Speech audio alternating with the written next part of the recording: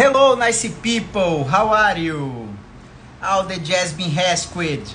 Quem já jogou CS sabe que esse termo é quando a gente vai com um CT invadindo o campo terrorista e resgata todos os reféns. Isso aí é das antigas, viu? Mas vamos lá, vamos conversar um pouquinho. Pessoal, eu tenho recebido algumas dúvidas que eu tô julgando pertinentes, né? Dúvidas que são de alunos e dúvidas que são de não alunos a respeito de tratamento das síndromes dolorosas crônicas. Então vamos conversar um pouquinho aqui.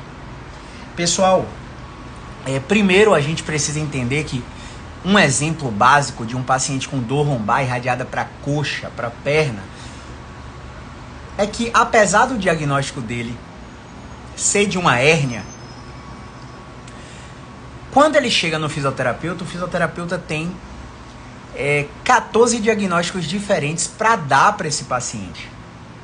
Então o cara pode ter uma hérnia de disco e tá com um diagnóstico de síndrome radicular. O cara pode ter uma hérnia de disco e tá com um diagnóstico de um bloqueio de movimento. O cara pode ter uma hérnia de disco, segundo o médico, e chegar no fisioterapeuta ele tem uma aderência de raiz nervosa. Ou ele tem uma disfunção. Ou ele ser um trauma em recuperação. Ou ele ser um quadro pós-operatório.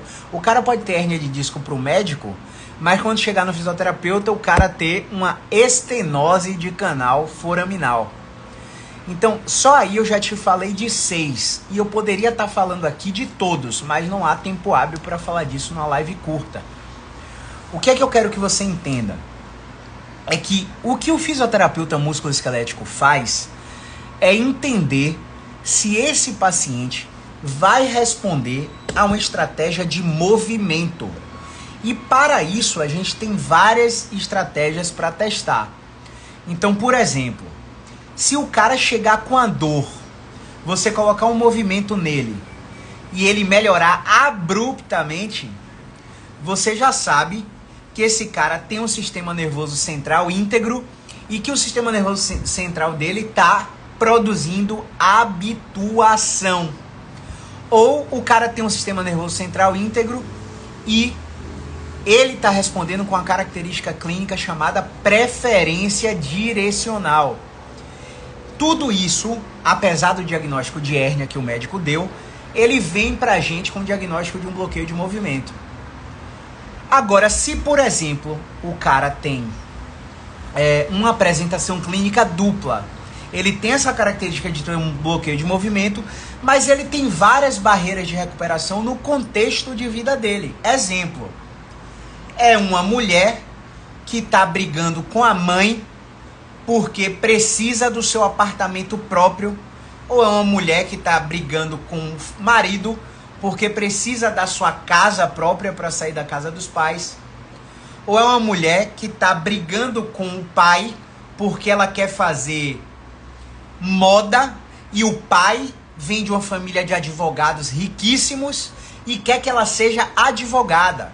Tem uma cultura, uma crença muito enraizada, como se estivesse no século passado, e quer direcionar o curso natural da vida dessa filha. E essa filha entra em uma cascata de pensamentos automáticos que geralmente são catastróficos, com projeção de futuro que essa mulher não consegue controlar no imaginário dela, né?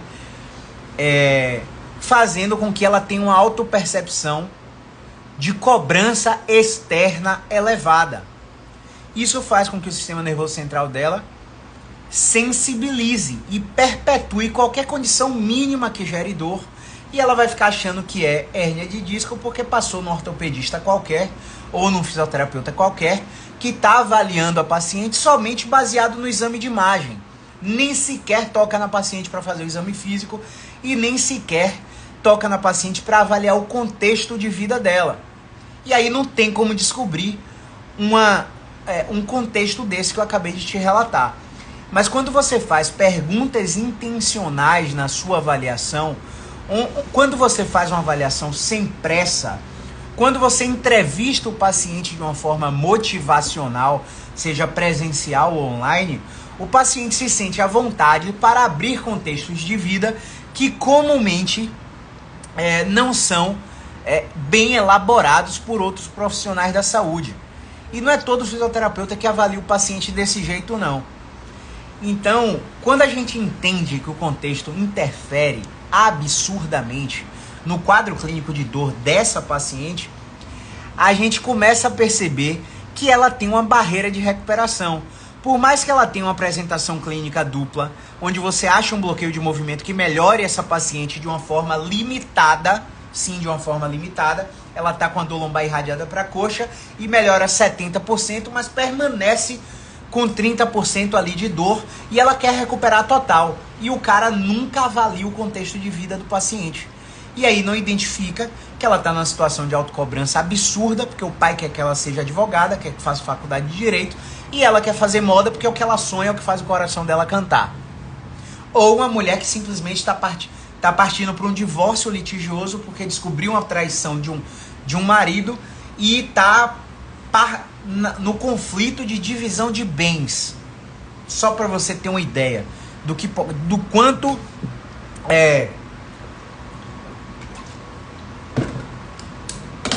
o contexto pode interferir no quadro dessa paciente. Voltando para a apresentação clínica dupla, essa paciente tem um bloqueio de movimento, mas ela também está enquadrada num diagnóstico de síndrome dolorosa crônica. Você vai tratar o bloqueio de movimento, mas as barreiras de recuperação, quando não resolvidas, vão continuar perpetuando a dor dela.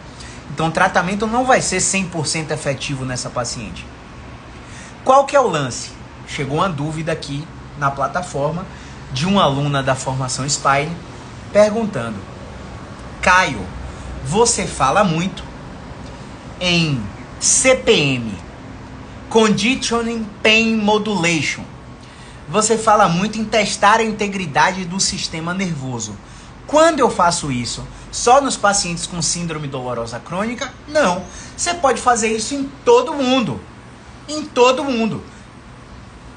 Eu, Caio, faço nos diagnósticos de síndrome dolorosa crônica porque eu preciso saber se há um potencial respondedor de movimento naquele paciente que está diagnosticado com síndrome dolorosa crônica. Grande Flávia Scarlett, seja bem-vinda, nova integrante da turma 12 da formação BeExpert, muito obrigado pela confiança.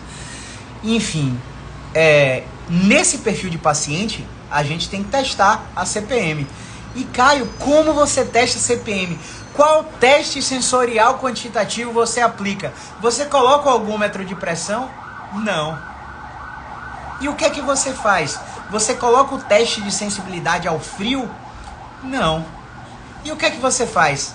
Eu coloco movimento moderado a intenso para o paciente fazer. Para o paciente ficar com o coração na boca, cansado, fadigado, e retesto imediatamente a dor do paciente.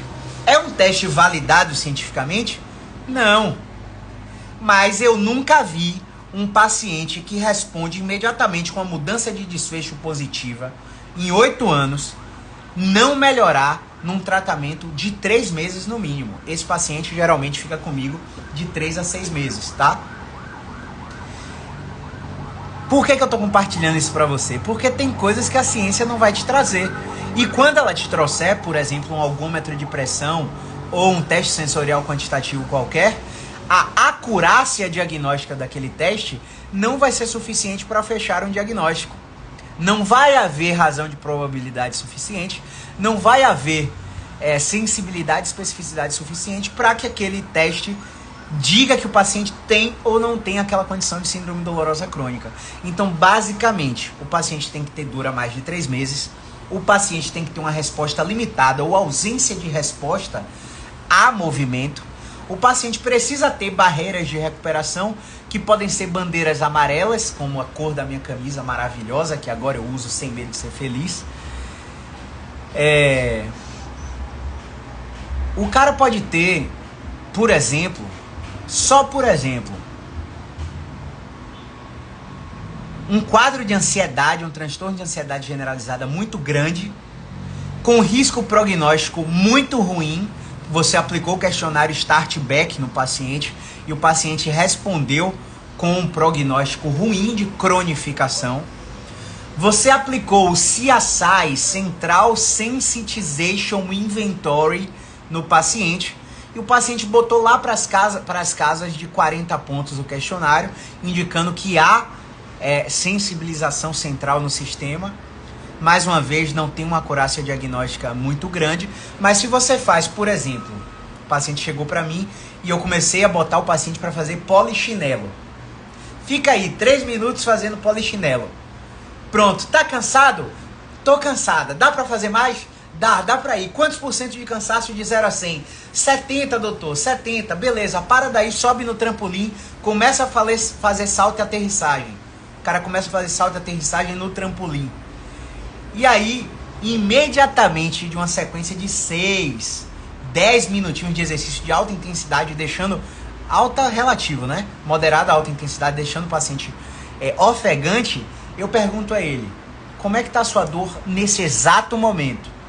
Ah, tá aqui, tá assim, tá espalhando e tá aqui num ponto, se eu pegar eu acho ela objetiva a pergunta, pessoal.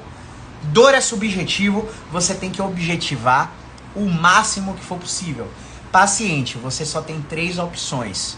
Você chegou aqui com a dor 10, com incapacidade para dar 4 passos, você chegou na cadeira de roda, ou você chegou com a dor 10 com incapacidade de cruzar as pernas, de rodar o quadril interno, de dobrar o tronco à frente, de dobrar o tronco para trás. Nesse exato momento, depois desses 2 movimentos que eu te pedi para fazer, que você tá suando ofegante aí, você só tem 2 opções, 3 opções.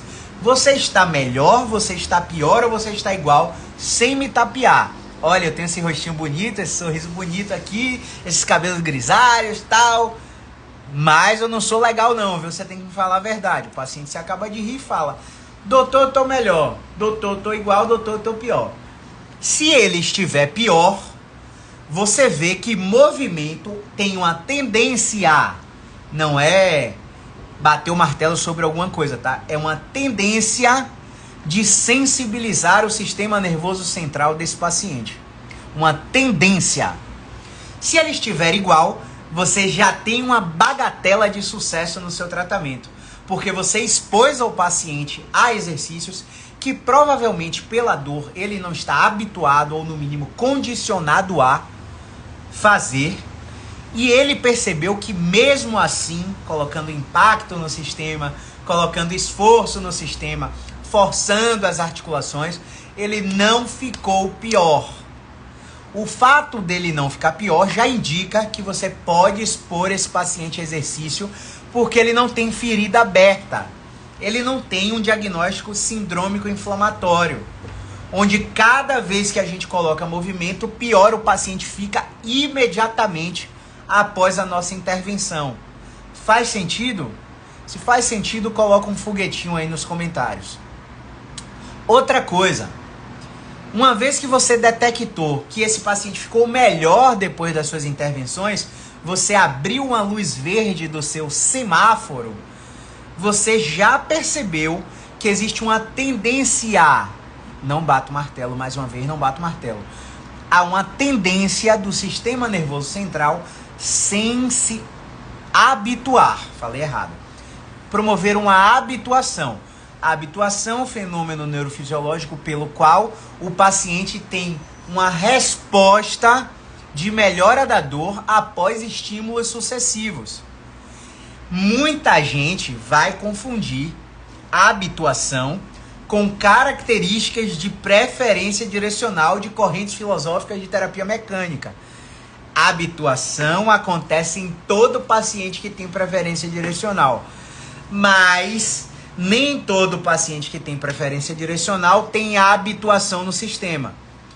Não sei se já aconteceu com você e não sei se faz sentido. Se faz sentido, por favor, coloque mais um foguetinho aí. Grande Giz Rondon, aluna da nossa formação LBP, grande Emily, aluna Spine, fez o upgrade para o BeExpert, minha principal vendedora dessa turma, Ave Maria. Obrigado, viu, Emily? Perdi até o fio da meada quando vi a Emily entrar, viu? Tava falando de quê, pessoal? Me lembra aí. Vai haver uma tendência do paciente... sim, pronto. Todo paciente que tem preferência direcional apresenta habituação, mas nem todo paciente que tem habituação apresenta preferência direcional. É isso mesmo? É isso mesmo. Então, o que é que vai acontecer? Não sei se já aconteceu com vocês, mas existe um perfil de paciente que, por exemplo, chegou com a dor cervical crônica com diagnóstico de hérnia de disco cervical, adormecimento na mão, você chegou e colocou retração, extensão, rotação, deitado com a cabeça fora da maca. A paciente foi lá, nossa, a dor sumiu do meu braço, a dor só está no meu pescoço, tá muito forte, mas sumiu do meu braço. Uau, preferência direcional. Você manda a paciente fazendo a mesma coisa, certinha, em casa. Quando a paciente faz em casa, ela tem uma dúvida, te chama no WhatsApp e fala, não sei se estou fazendo certo. Você fala, paciente, manda o vídeo para mim da sua execução. Paciente bota o celular na janela, deita no sofá, na cama, faz o exercício, você olha e está correto. Você passou o exercício 4 vezes no dia, 5 vezes no dia, ela está executando correto e quando ela chega na sua segunda consulta, você testa e a paciente está pior. Como ela está pior? Ela melhorou na minha frente, como é que ela volta pior se ela estava fazendo certo, Caio? O que aconteceu aí? Um fenômeno neurofisiológico pelo qual estímulos sucessivos fazem com que o paciente sensibilize e não habitue. Então ela tem preferência direcional, você botou o estímulo sucessivo e ela sensibilizou mesmo com preferência direcional. Esse mesmo caso, quando você, se ela tá pior, é luz vermelha, eu vou botar a direção contrária. Você vai, deita a paciente, pede para ela fazer flexão, compressão extra deitada. A paciente piora também. Como? Se aquela direção piorou, a contrária tem que melhorar. Não, bonito. Você está confundindo a habituação com preferência direcional. Se essa paciente tem preferência direcional e você sensibilizou, é porque a dose do exercício que a gente passou foi equivocada. A gente precisa controlar essa dose através do rastreamento da prescrição de exercício, que é o que eu falo sempre. Tracking your exercise prescription. Quem não assina aí, vou acabar com o seu orçamento agora, viu? Seu orçamento vai acabar. Você vai ficar pobre por causa de mim. Nem reclama. Quem não assina aí, precisa assinar a plataforma do Trust Edge, do PhysioTutors. Precisa assinar o newsletter do ICE, Institute of Clinical Excellence, que são plataformas gringas com muito conteúdo científico que te enviam esses conteúdos praticamente todo mês. Toda semana tem uma aula nova. E por que eu tô te falando disso? Para eu não perder o fio da meada. Existem casos em que o paciente apresenta uma habituação, apresentam uma sensibilização depois de estímulos sucessivos e fazem um wind-up. Esse caso, você pode quebrar o arco reflexo patológico simplesmente pulando a regra de movimentação. Você sai do movimento ativo do paciente, sai do movimento ativo do paciente com pressão extra, sai do movimento ativo do paciente com pressão extra do terapeuta, sai da mobilização e vai direto para a manipulação. Neste caso, e somente neste caso, deixa eu ligar a luz aqui, viu? Neste caso, e somente neste caso, a manipulação vertebral é bem-vinda, porque é um estímulo rápido, não sucessivo, que pode dessensibilizar um wind-up provocado por repetição sucessiva de movimento, por estímulo sucessivo. Nessa hora, você achou que não encontrou a preferência direcional, mas encontrou e botou uma dose a mais. O cara voltou pior, você trocou a direção, achando que a direção contrária obrigatoriamente vai ter uma preferência direcional. E não tem. Aí você, caramba, esse paciente não é bloqueio de movimento, vou encaminhar. Porque você é um fisioterapeuta caçador de desarranjo. Você é um fisioterapeuta caçador de bloqueio de movimento, caçador de obstrução mecânica. Você não trabalha num modelo hipotético dedutivo, onde o seu objetivo principal é excluir uma condição e não fechar um diagnóstico. Então, quando o paciente abre a porta do meu consultório, a primeira coisa que eu quero é excluir um bloqueio de movimento. Porque quando eu excluo o bloqueio de movimento, eu tenho outras 13 possibilidades para esse paciente. 13, 14 possibilidades, a depender de como você aprendeu. E aí eu vou para os testes de diferenciação diagnóstica. Não encontrei o bloqueio de movimento, excluí. Esse paciente tem mais de 8 semanas. A resposta do sintoma dele é produzida consistentemente com uma atividade que ele consegue descrever. Esse paciente é uma disfunção. Essa produção do sintoma é distal, é uma disfunção com aderência de raiz. Esse paciente tem tensão neuroadversa? Não. Excluiu o quê? Radiculopatia. Numa radiculopatia, a tensão neuroadversa é sempre presente e não muda com o movimento. Quando muda de movimento, com o movimento, ele é um bloqueio de movimento e não uma radiculopatia. Se ele não tem tensão neuroadversa, o que ele pode ser? Aderência, não. Aderência de raiz nervosa vai ter tensão neuroadversa. Radiculopatia, não. Também vai ter. Bloqueio de movimento? Pode ter, mas pode não ter. Mas você já excluiu porque você não achou nenhuma resposta sintomática compatível com bloqueio de movimento. Esse paciente logo só pode ser um quadro inconclusivo. O quadro inconclusivo ele pode apresentar uma característica de radiculopatia sem tensão neuroadversa, ou ele pode ser uma estenose de canal lateral foraminal, onde esse paciente vai ter dor na perna e não vai ter tensão neuroadversa, e o tempo já passou de 3 meses de dor, e também esse paciente ele vai ter uma idade avançada acima de 60 anos, né? 55 para mulheres já começa a acontecer, 60 para homens, enfim, na prática clínica a gente encontra. E aí, qual que é o erro comum do fisioterapeuta que não distingue habituação de preferência direcional? Quando o cara entende o que é habituação sem preferência direcional, ele para de caçar desarranjo, ele para de caçar bloqueio de movimento. Por quê, pessoal? Porque o paciente que melhorou com sua extensãozinha lombar, você testa botar flexão nele, ele melhora também. Isso não é preferência direcional, isso é habituação. Agora, se você testa a flexão nele e ele agrava tudo de novo, é preferência direcional ali. Então, a reversibilidade dos sintomas perante as estratégias de movimento faz com que a gente bata o martelo que há a característica clínica de preferência direcional. Enfim, o que eu quis dizer para você aqui agora?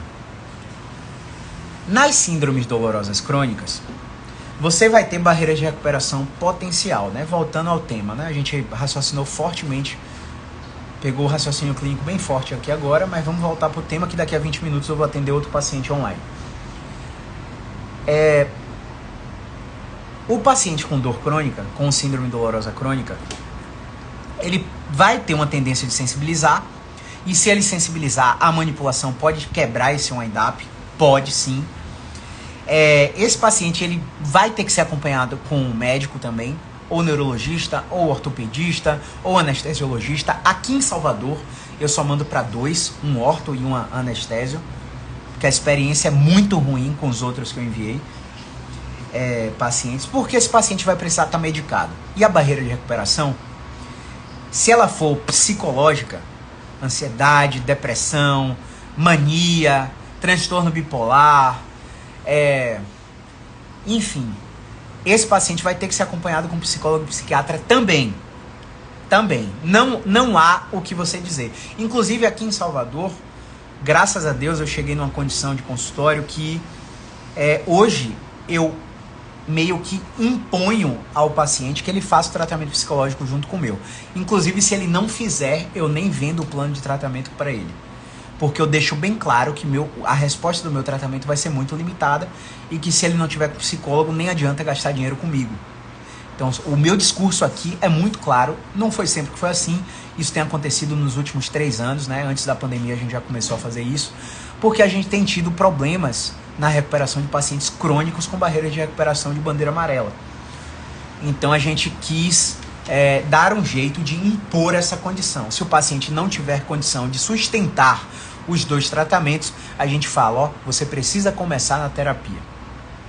Porque aqui você vai gastar dinheiro à toa, não vai recuperar completamente e não vai ter as estratégias cognitivas e comportamentais que você precisa para melhorar o seu enfrentamento às suas barreiras de recuperação. Então, por exemplo, uma paciente que está divorciada e está com a guarda da filha, mas o pai está querendo tomar a guarda da filha e chega uma festa de, por exemplo, carnaval, a mãe dessa paciente está com doença e precisa da neta por perto, porque nitidamente quando a neta está por perto, todos os marcadores dessa doença, inclusive em exames de sangue, melhoram. A presença da neta, o elo familiar, todo fator contextual, faz com que essa mãe da paciente melhore. Só que o conflito judicial, mãe e pai, não permite com que nesta data comemorativa a neta esteja com a avó materna. Isso desencadeia uma cascata de pensamentos automáticos na mãe, que é a paciente com síndrome dolorosa crônica, que altera o comportamento por causa do pensamento, priva o sono por causa do pensamento e tem efeitos fisiológicos negativos por causa dos seus pensamentos. E aí, se o fisioterapeuta não tiver uma visão ampla para abrir o raciocínio diante desse paciente, essa paciente nunca vai melhorar. Identificado isso na primeira, na segunda, na terceira, às vezes até na quinta sessão, que é quando o paciente se sente mais confortável para abrir situações de vida diária para você, e isso é muito importante salientar, porque se você não tem uma entrevista motivacional, não faz perguntas socráticas na avaliação, não avalia contexto, não pergunta da vida inteira do paciente como a gente faz e como a gente ensina a fazer, o paciente sempre vai sair da consulta com aquela sensação de que fisioterapia não aborda fatores psicológicos, fatores contextuais, fatores de vida diária. Ele tem a ideia que o fisioterapeuta vai botar alguma coisa no lugar e ele vai melhorar, vai fortalecer algum músculo, tirar a tensão de algum lugar e o cara vai melhorar. Então, se você só tem esse viés patoanatômico, cinésio patológico, obtido através de exames de imagem, somente do exame físico, o paciente vai ter essa ideia de você e nunca vai se abrir. Mas quando você pergunta, por exemplo, você se considera ansioso? Você se considera estressado? Como é que está seu sono hoje? Quanto que você pesa? Aí você calcula lá, 35 ml por quilo de peso. Você acha que todos os dias você bebe essa quantidade de água? Né? Você já fez alguma cirurgia, vesícula, intestino, apêndice? Teve alguma infecção que precisou ser hospitalizado? Você teve Covid? Você tem febre junto com a dor?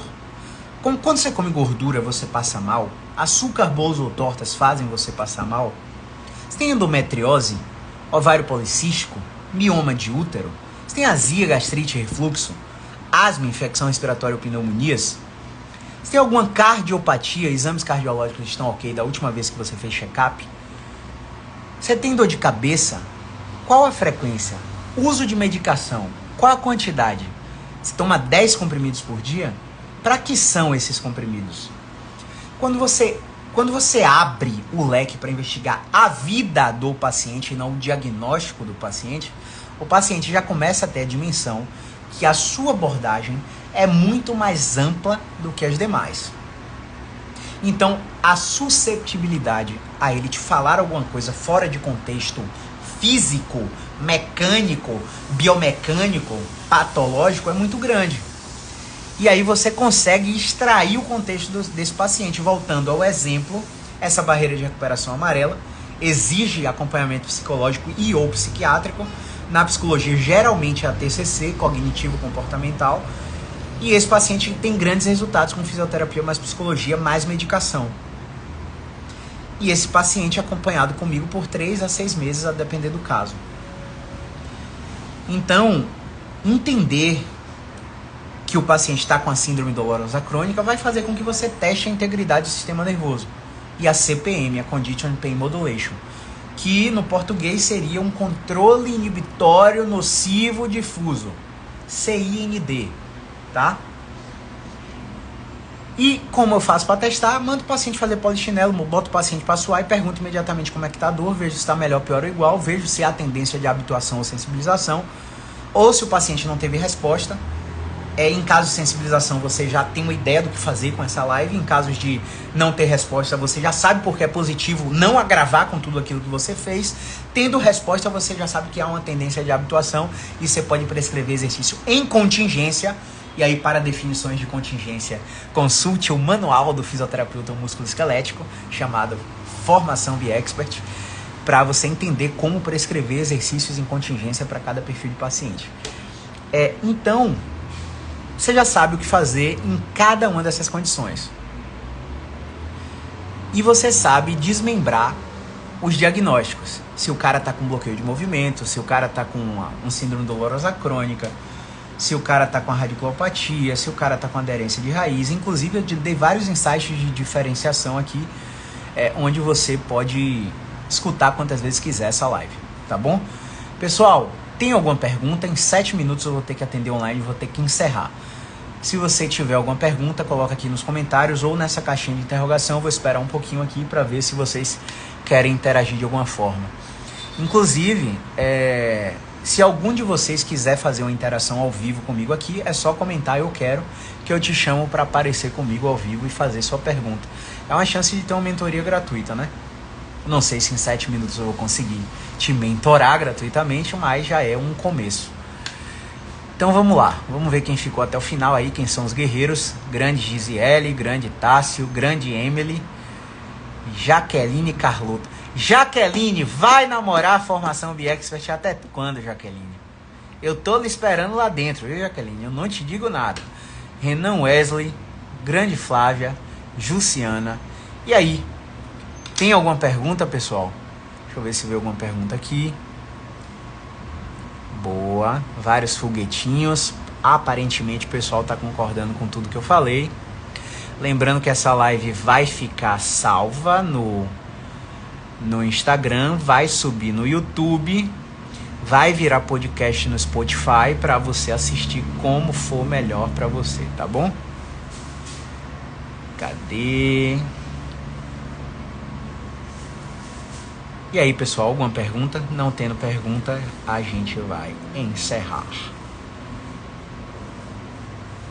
Como é que vocês dariam o título dessa live? Me ajuda aqui para eu deixar salvo.